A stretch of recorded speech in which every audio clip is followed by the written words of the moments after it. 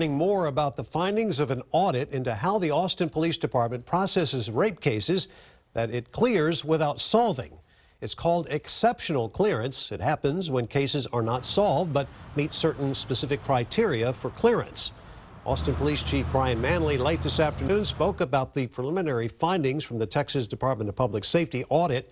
Auditors spent 3 days at the department going over cases that were exceptionally cleared in January, November, and December of 2017. Of the 95 cases that were exceptionally cleared in those 3 months, auditors felt 30 cases that were exceptionally cleared should not have been. 15 of them did not meet the definition of rape. Did not meet the definition of rape. They felt 14 cases should have been unfounded because of victims recanting their statements. Chief Manley says it will start right away. They have already asked the DPS to retain detectives to make sure they are following guidelines and labeling cases correctly.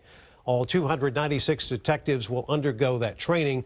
Austin Police will receive the full audit in about a week and a half. This all started after an investigation found roughly half of APD's 767 rape cases in 2016 were cleared through exceptional clearance. KXAN's Phil Prazen will take a closer look at the audit's preliminary findings tonight on KXAN News at 9 and 10 o'clock.